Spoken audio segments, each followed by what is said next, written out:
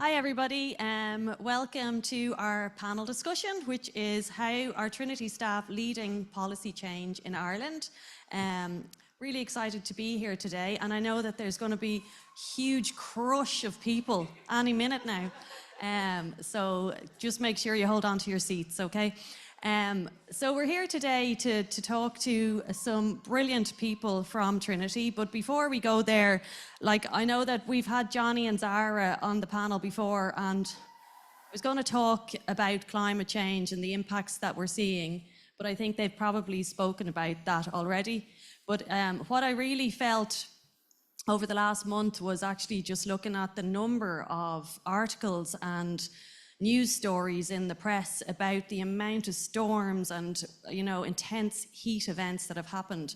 Mexico saw flooding, Japan saw flooding, like in Austria and Slovakia recently we had extensive rainfall events, and Austria saw like 1.5 feet of snow there in mid-September. And look, climate scientists are saying these events are being exacerbated by, increased global temperatures. But all of these things, makes you dwell about, you think about, well, how can we change this? How can we stop these climate change events that seem to be running out of all proportion now? Especially when I was thinking about, I was born in the 1970s, and the level of carbon dioxide in the atmosphere was at 330 parts per million, which is what they say is like the Goldilocks, perfect conditions for humanity and other species to exist on our fabulous planet. And within 40 decades, 50 decades. Years, not 50 decades. 50 years, Jane, 50 years. I'm not that old. I feel it sometimes though. 50 years, it's now at, like the other day I was looking at the observatory in Hawaii, where they record the amount of carbon dioxide in the atmosphere, and now it's at 422 parts per million. And what they were saying was, even in the last year, now Yvonne and Jane will probably know a huge amount more than I do, but they were saying just in the last year it's increased by three parts per million. And I, as Johnny was saying, Paris Agreement is almost 10 years old, and that was a legally binding agreement. 196 countries signed up to that, and now we have great legislation in Ireland through the Climate Action and Amendment Act, and we have policies in place, and policies are so important. We look at the problems and we develop policy, and we try and implement the policy, and then we try and evaluate it. So that's what we're going to talk about today with Jane and with Yvonne. But before we get there, I just want to introduce you to Maria. And Maria is, hold on, I need to get her full title. I have it written down. Maria is a policy officer at the Mare Slodowska Curie Actions Unit, which is the DG for Education, Youth, Sport and Culture in the European Commission. She is responsible for cooperation with the Eastern Partnership countries and MSCA for Ukraine project. I'm sure you've been very, very busy. Maria has been working on the Eastern Partnership region for over 8 years in different NGOs, as well as the European institutions. And Maria would love to say a few words to you. Is it? Yeah, it is. Hello, everyone. I'm very happy to be here. And first of all, I really just want to thank the organizers for organizing this great event. I have been attending all sorts of activities, and I've learned a lot about things that I don't fully understand, but it's been a blast. And I think the fact that there has been, I think, almost 13 editions of this event.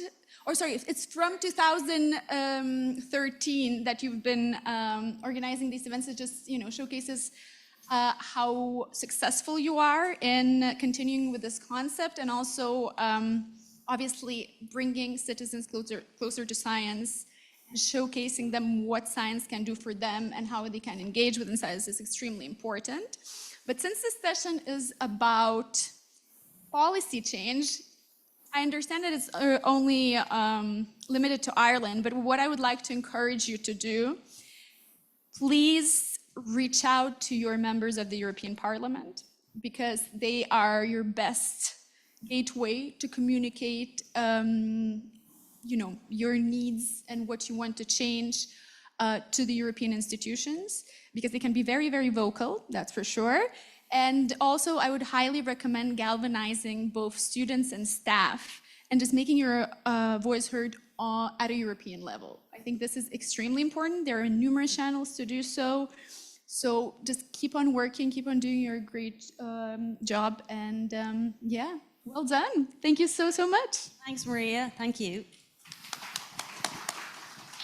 So this session is going to kind of look at the policy, and we're going to speak about the All Ireland Pollinator Plan, as well as like the Climate Change Advisory Committee. But I just want to introduce you to Professor Jane Stout, who is a Professor of Ecology in the School of Natural Science and is Vice President of Biodiversity and Climate Action here in Trinity College. And I'm very happy to say she is my boss. So proud of that.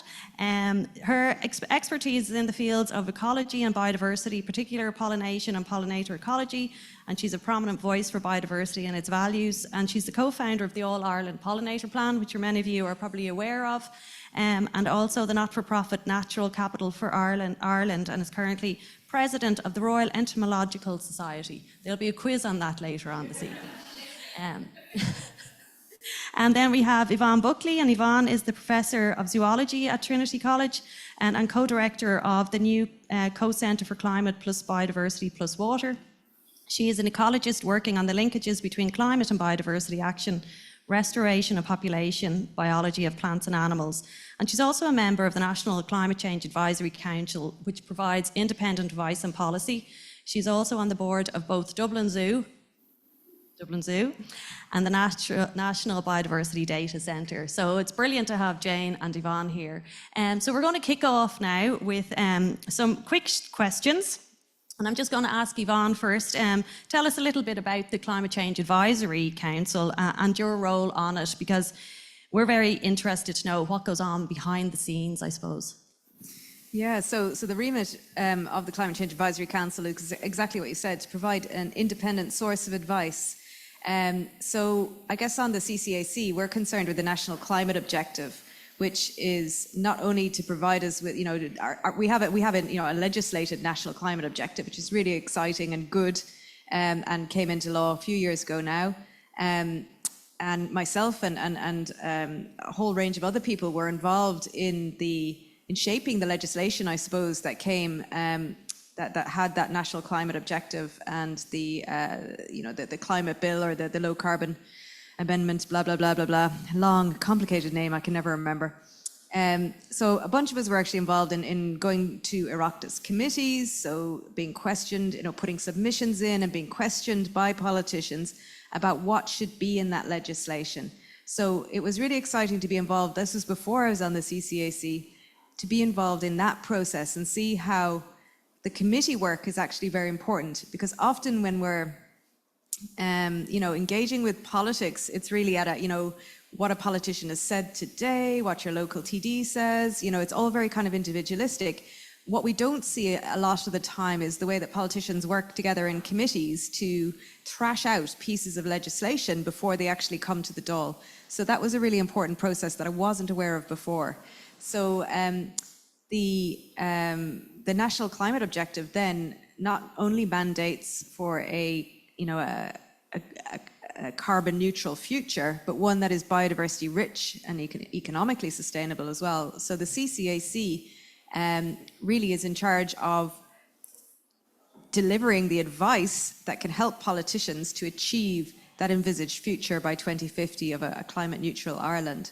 So the CCAC is a collection of experts from across a range of different sectors, and these are academic experts as well as people with experience in industry and policy and all kinds of things. And we get together on a regular basis to discuss. There's a secretariat which does a lot of the work behind the scenes, that produces papers, and lots of the research is commissioned from academics from different places in Ireland and overseas. We get a lot of external input as well from researchers and sectors outside of Ireland, which again is really, really interesting. And then our job really is to distill all of that advice. And as a council, as a bunch of people coming from very different backgrounds, we make recommendations. So we are having to work together, just like people in society are going to have to work together across the different sectors. And we have robust arguments, we have discussions, we have disagreements, but in the end, we agree on a set of recommendations that we're going to put forward to government based on the best evidence that we can pull together. And it's a really interesting process and a really invigorating process to be part of, actually. And it you know, to come to that kind of consensus requires a lot of trust and a lot of relationship building, actually, across these boundaries where, you know, you wouldn't necessarily have people talking together usually. And then, the weather is taking a turn. Then as a biodiversity expert, what do you think kind of the greatest challenges are with that particular role? It's the trade-offs and conflicts between all of the things that we need in our future. So for a climate neutral Ireland and a biodiversity rich Ireland and an economically sustainable Ireland, that's really the goal. That's what we all want. That would be fantastic. But to get there, we have to make some really hard decisions. Like, how do we use land? So in the Co-Centre for Climate plus Biodiversity and Water, we're really taking this lens on land use and thinking about what is it that we're going to have to do with the land in order to accommodate all the renewable energy that we need, to accommodate the afforestation that we need to replace cement and steel in buildings, and to sequester, you know, to store carbon for longer in long-lived timber products. You know, we're going to need maybe 1/3 of the country, or 30% or 25% of the country covered in trees, whereas currently it's something like, what, 11%? So these are huge changes that we're going to see, you know, in our lifetimes. And we need to get it right, because the trees that we put in the ground now, the policy that we put in place for agriculture, the policy that we put in place for all the other sectors are what is going to get us to 2050, to climate neutrality by 2050. Because these decisions take, you know, it's not like you can turn the tap on and off. You need to make policy decisions now that will actually get us to where we need to be in 2050 and prevent the kinds of dystopian futures, you know, that we're confronted with when you think about climate change all the time. But interestingly, I've spent most of today in a room with a bunch of very smart people across policy and academia, imagining alternative futures. And that was really hopeful, actually, and really interesting. Wow, we're getting some good weather now. Yeah. And I think, I suppose just coming then to Jane, I suppose, Jane, you're like, we speak about climate change a lot, you know, and I think people are very, you know, are somewhat literate now in terms of climate science and understanding the consequences of what's happening. But what's happening on the biodiversity side, I suppose, are there similar targets and similar kind of policy and legislation being put in place to support biodiversity restoration? Yeah, so Yvonne mentioned, and Johnny and yourself mentioned the Paris Agreement, which was really pivotal for the development of policy around climate in Europe and in Ireland. And the Paris Moment for Nature happened a couple of years ago at the Convention of the Parties, the COP. The global meeting, which is held for biodiversity.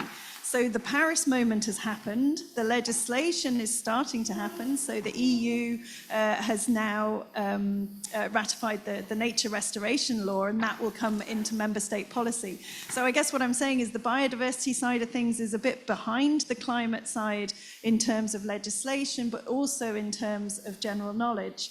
And the climate, the climate consciousness and the climate awareness has taken off and become much more widespread and if not well understood, at least well recognized. I think with the nature side, and I've used two different words in the same context there, nature and biodiversity. For me, nature includes climate. You know, nature is everything that's all around us. But the word biodiversity is a very specific scientific term, which means the variety of life. And I think one of the problems is understanding what biodiversity is.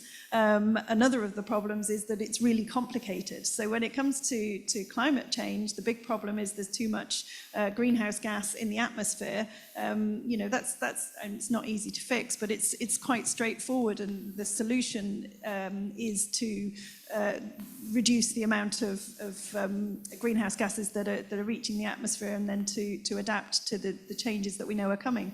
With biodiversity, it's much more variable, it's much more difficult to measure, it's much more difficult to predict. There are feedbacks and interactions with changes in climate and changes in all sorts of other things. So it's a very complex picture, and that's hard to make policy for. And so there's increasing recognition, and I think at the last COP for climate, there was increasing talk about the need for nature to tackle the climate crisis. And I think that will, again, this year, there'll be more of that. So we do have global targets for nature. They are compatible with global targets for climate, but what we need now is the action. And I think that's where it's difficult, because it's not just one thing we need to do. It's not just getting greenhouse gases out of the atmosphere. It's very localized solutions. And Yvonne, mentioned there about the need for to tackle climate change and to transform our building industry and have more timber and plant more trees. What kinds of trees, and where do they go, and how does that influence the ecosystem and the processes and the variety of life that there is in particular places, and how does that interact with local communities, and what do they think of it? And so there's an awful lot of unknown, there's an awful lot of complexity, and that makes it hard to make policy. It doesn't mean we shouldn't. And so we are now going to be obliged to implement the nature restoration law, and Ireland will need a nature restoration plan. And that word restoration is really important, because what we need is a natural system that's resilient enough to cope with changes in climate, resilient enough to cope with the fact that there's a lot of people on this planet, resilient enough to provide us with all the resources that we need. So that restoration and resilience is what we need in terms of nature.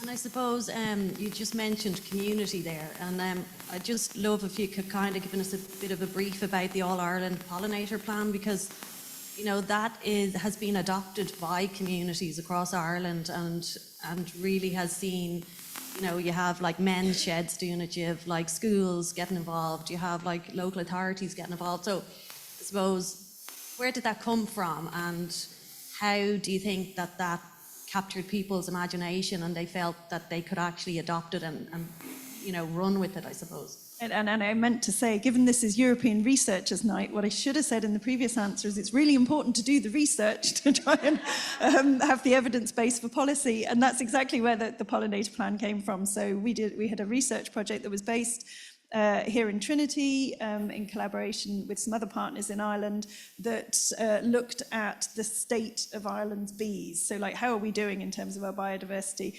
And the outcome from that was that not very well was the answer, and we found a third of our species were at risk of extinction. And so myself and Una, who's the lead ecologist at the National Biodiversity Data Centre and who now leads the pollinator plan, I remember it clearly. We sat down in my office in Botany and we just sat there and went, we've got to do something. Nobody knows about this. Nobody knows about bees being at risk of extinction. Nobody cares about nature loss, and we've got to do something. So we put together the pollinator plan, or sorry, a first rudimentary draft of something that then later lots of other people contributed to and made into the pollinator plan. And people, it wasn't the right time. It was 2009, the economic crisis of 2008 was just making itself known. So we waited, we got together a multi-stakeholder steering group. We knew that addressing pollinator decline was not just about doing the research and shouting about how terrible it was, but that we actually needed an action plan. So in 2015, we launched an action plan, which had something like 86 actions to try and reverse the decline of pollinators in Ireland. That ran for 5 years. At the end of 5 years, we looked back and went, wow, we didn't expect that to be quite successful. So successful. When we launched it, we wrote our own press release, and somehow it got picked up and we were interviewed and went on the news. So it really captured people's imaginations. And I think one of the reasons was that people were ready for it, so people wanted to do something about nature but didn't know what to do. Another was that pollinators had become really trendy and popular in the public consciousness, and that tangible link between what nature does and how it's valuable to people could be made with pollinators and provision of food. And then also we developed so we had this action plan. These are all the things we need to do. And people are like, well, how do we do that? So then we developed a whole series of sectorally based guidelines to help people actually do stuff. So I think that combination of lucky timing, of providing the guidance and having a cross-sectoral plan contributed to its success. And we're coming towards the end of the second phase, going into the third phase. And as you say, it's been very successful in that a huge number of people across the island of Ireland are behaving in more pollinator-friendly ways, and all of the local authorities across the whole island, so 100% of the local authorities have signed up to it. We've 400 businesses signed up to be supporters. We've campuses like Trinity that are supporters of the plan. So it's brought people along. It's taken that notion of nature doing something useful for us, as well as it being, cute and fluffy, which thankfully a lot of bees are. Not all bees, though. Most of them, though. Most of them, yeah. They're all cute. I suppose that plan is very practical. And I think, the way when you research is sometimes not as, people can't relate to it sometimes unless they're very, they're either academics or they work in a certain sector where they have to know about research. So bringing it down from research to policy and then into an action plan makes it. Do you feel that that's the way in which maybe other problems can be solved, or other, is it replicable, I suppose, that approach?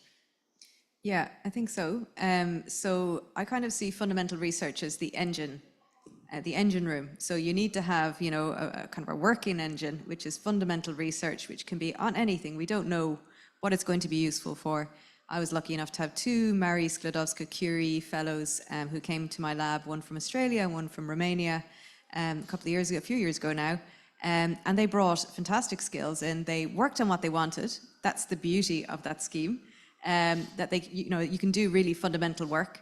But the work they were doing, Anna Chergo was working on how plants respond to climate in different ways. And this was probably about 7 or 8 years ago now. And that work really has, shaped the way that we think about how plants are going to respond to different climates. And then my other fellow, Annabelle Smith, was working actually on how fire regimes might change and how that might change. That might lead to the evolution of plants that are actually adapted to new fire regimes. So she was looking at plants that are native to Ireland, that have been taken to Australia, and looking to see where there's way more frequent fires. Looking to see what evolutionary changes have happened there. So we're thinking about changing firescapes, changing climate, how plants are going to respond to that, and how they're going to adapt or not adapt to these new conditions that we have. Based on that fundamental research, we can then, do things like talk about what the biodiversity consequences of not just what the biodiversity consequences of climate change are, but actually what the biodiversity consequences of climate action are, because our land use is going to have to change, and we know that land use is a massive driver of biodiversity loss. So we have all kinds of different land use changes going on currently, which are threats and pressures on biodiversity. They affect the plants and the insects and the mammals and the birds. All rely on the plants ultimately. And understanding how plants respond to different drivers like climate and fire, land abandonment, grazing, fertilizer, all that fundamental research enables us to predict what's going to happen, or at least imagine what might happen in the future, which of our plants are going to actually persist through this turbulent change, and which of our plants we're likely to lose, or how we might mitigate the risks of those losses as well.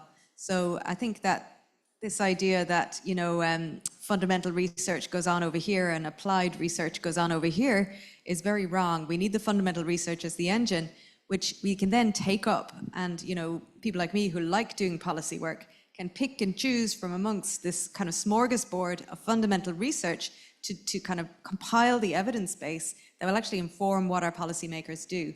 Without that fundamental research, everyone's just being very reactive all the time. So it's kind of like a big library of stuff that we can dip into, and you never know which book in the library might be useful next. Never really thought of it like that. But it sounds so fascinating, the range of research that's taken place just in Trinity alone.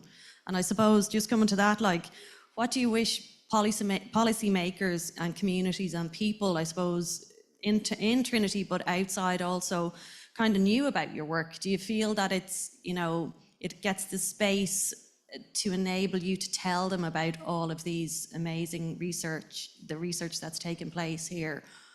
Or is it often, you know, kept within, you know, the expert group like yourselves, I suppose? Yeah, I mean, I often say to my students, there's no point doing the research if you don't tell anyone what you found out. And also, rather depressingly, hardly anyone's going to read your research papers. So you have to be able to translate it. And, you know, it's you need it as that basis or that library. I like that idea that you can dip into. But very few people are able to dip into an academic research library. And so that translation piece is super, super important. And now I've forgotten what the question was. It was, what do you think, what do you want people to know, I suppose? Yeah. Okay. So, I mean, like I said, with the pollinator plan, you know, the foundation for that was very getting it into the public consciousness of, you know, the first thing is that a third of our bees are at risk of extinction. That's a really massively shocking statistic. And you have to kind of go back a step and say, yes, there's more than one kind of bee. So, you know, so you start introducing that understanding of diversity by saying, yes, there's 100 species of bee in Ireland and a third of them are at risk of extinction. And extinction means gone, you know, they're not there anymore. So I think being able to tell the stories based on the research is really important. So what do I wish people knew more about? I wish that there was more of an understanding of diversity, but also how that contributes to making our lives better. You know, so we've got 100 species of bee in Ireland. Do we need 100 to pollinate the apples? No, we don't. We probably need about 5. But that 100 gives us the resilience that I was talking about earlier. But also it's not only apples that need pollinating in Ireland, and bees don't just act as pollinators for people.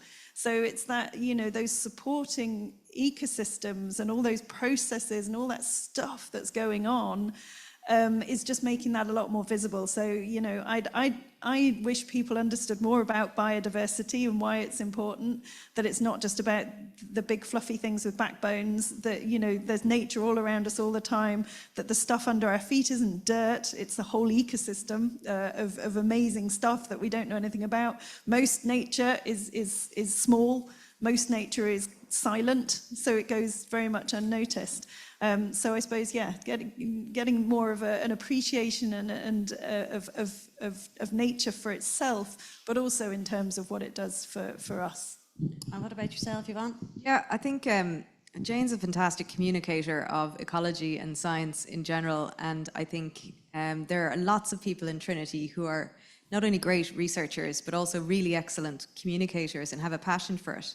I'm going to plug my own stuff here now, so warning. I write a science column for the Irish Times every month, and it comes out on the last Thursday of every month. So if you want to know what I think is important and what people need to know, you can read those articles. So this month's article was all about nature-based solutions. And That's excellent. Read it, yeah. There we go. And nature-based solutions, I think, are really exciting and interesting. It's where we manage or design or restore ecosystems to provide us with a solution to a pressing challenge. And often this might be quite a local issue like water quality, so integrated constructed wetlands are a nature-based solution for actually cleaning up our water. And people have gotten quite divorced, I suppose, from where the water comes from. When you turn on a tap, water just comes out and it's safe and nice and et cetera, et cetera. We take that for granted. We don't actually realize that nature does a lot of work controlling the flow of that water, cleaning it up. After we've used it, it goes into the sewers, it goes into wastewater treatment plants. And wastewater treatment plants are now increasingly putting in these integrated constructed wetlands to, again, engage nature to do some of that work for us. Because no matter how good our grey engineering solutions are, nature always has something interesting and useful to kind of throw at the problem as well.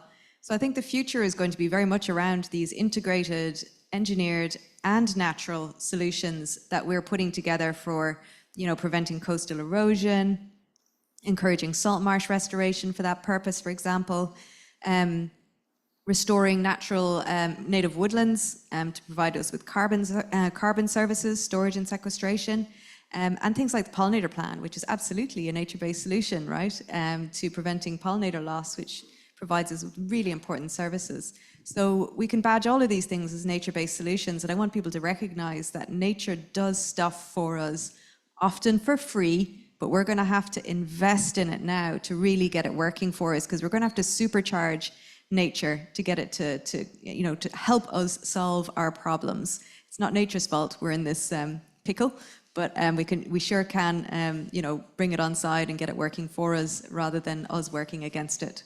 And I think, just to jump in there, sorry, Jane, that one of the reasons we're in this pickle is that we haven't given nature any credit. And in fact, we've, for most of human history, tried to control nature and tried to simplify it and get rid of the diversity, and seen it as a problem to overcome rather than seeing it as a solution. So I think that framing of nature as a solution is so important. So read Yvonne's article.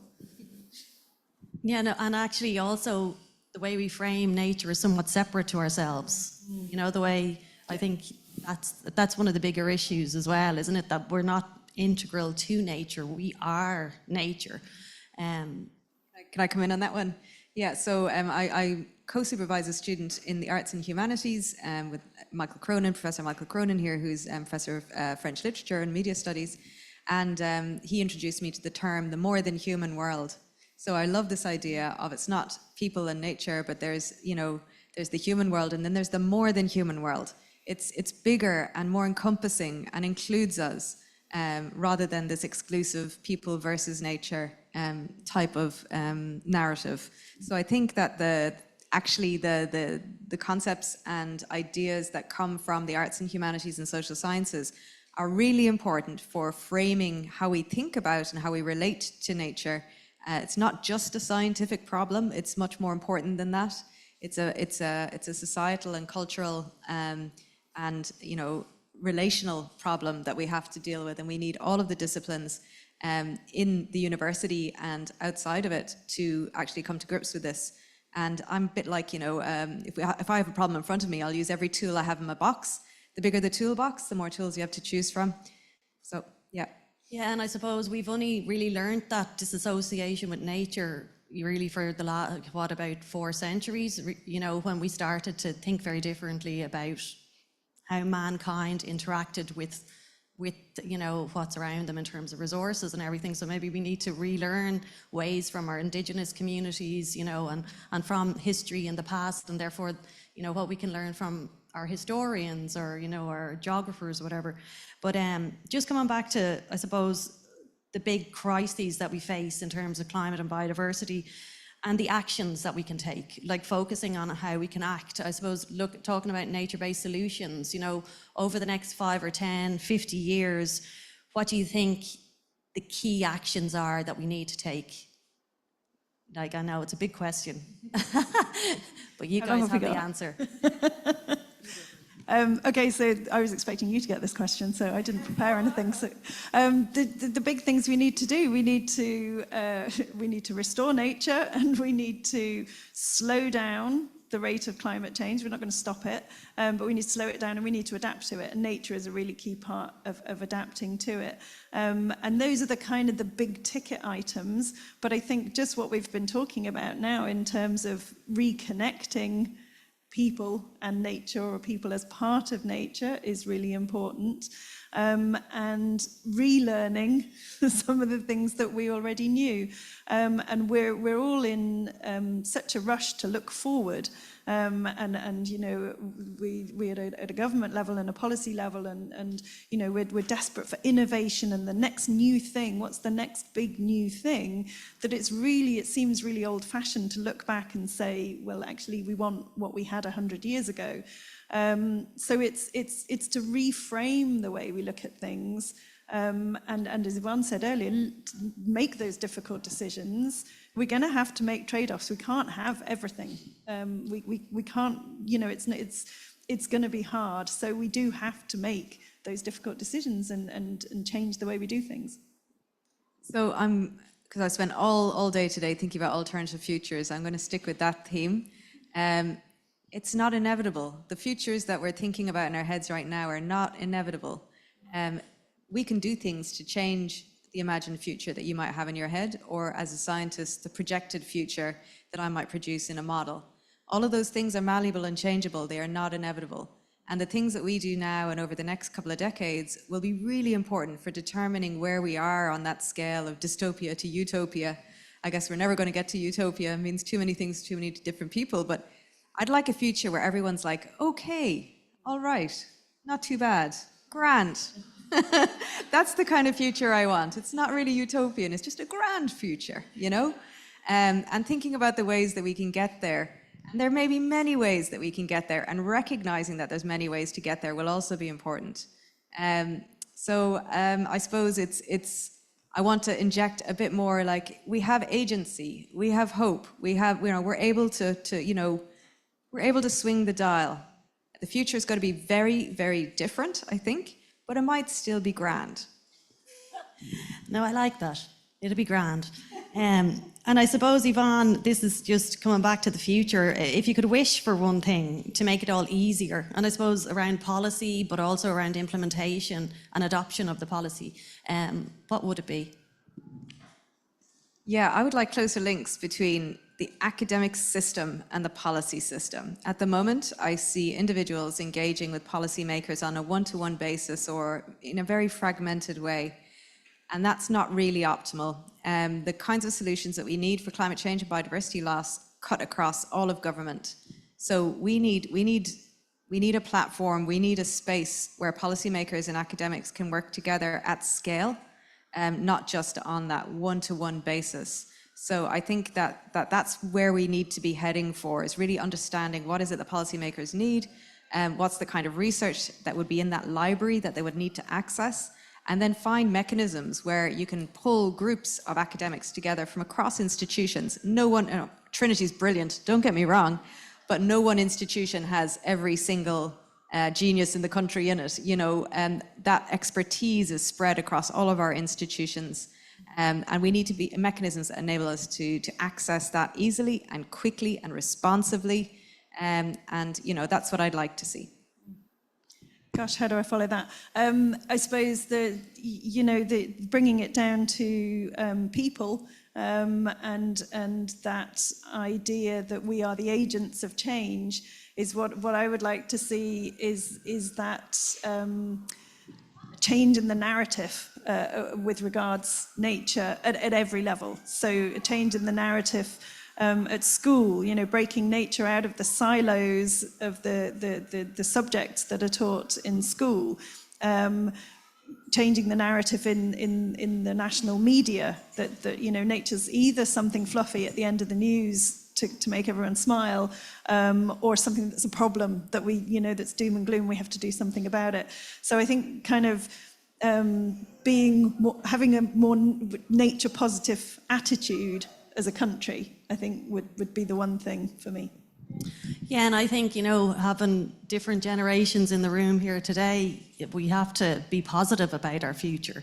We have to move away from that terrible dystopian view and look at the options and the amazing potential for restoration and rehabilitation, for not just our natural world, but for societies as well around the world that are facing into crisis. But I suppose, given the severity of the different crises we're in, and the two of you are very much, at the coalface of that, having to really spend a lot of time reading about or, doing research on all of these crises. Like, how do you keep, I suppose, hopeful, and how do you keep positive and inspiration, finding inspiration and optimism in all of this? Yvonne, do you want to go first? Sure. You're right. It can be quite bleak working in climate and biodiversity science right now. I won't lie. It's not grand at the moment. And the futures that we're projecting forward are not grand. So I really get my energy, I suppose, from working with like-minded people. So Jane's fantastic, and the emphasis that Trinity is putting on sustainability and biodiversity now means that there are a lot of people here in Trinity who are really committed to working towards a better future for everyone. So that's really important. And I think also having agency, so having agency and hope, doing something that I believe is important, no matter how small. I have a tiny little pollinator patch outside my house. The rest of my garden is actually brick. I know, I bought it. It was like that when I got there. But so even I'm doing small things that you might think don't matter in the big scheme, but actually I'm got my sign and everything, and it's I'm saying to the entire community on my street, I think this is important, and I'm letting my grass grow long in this tiny little patch. But those things do matter. They do change people's minds. So I think that no matter how small, have some agency, do something, have those conversations. Even just talking about climate change to your granny over Christmas dinner is, that's all important. Good. Absolutely, and I think the other thing is we've seen it can work, so there are some amazing examples of where communities have got together with local businesses, with the support of their local authorities, to do something positive and to make changes. And we've seen that through the pollinator plan in areas where there has been restoration or being more pollinator friendly, more patches like Yvonne's front garden. It makes a difference. So if you create the right conditions, nature can come back. We can't push it to a point that there's nothing for it to come back from, but it is quite resilient. And we see that in some of the projects that have happened around the country, some of the farming projects where groups of people have come together to find their own solutions, to work with the scientists, with the policymakers, with the rest of the supply chain, to make sure that they can have a sustainable business, be good to nature, and have a positive community. So we know it can work. So I think that's what keeps me going, is knowing that it can work. I think the other thing is being in Trinity, like you say, we're very lucky. We're surrounded by lots of incredible people who also have that drive and positivity, and all the young people that we interact with in terms of our students. And that gives me hope for the future. So, yeah, and we're just wildly optimistic, aren't we, Yvonne? Yeah. And that's a great note to end on.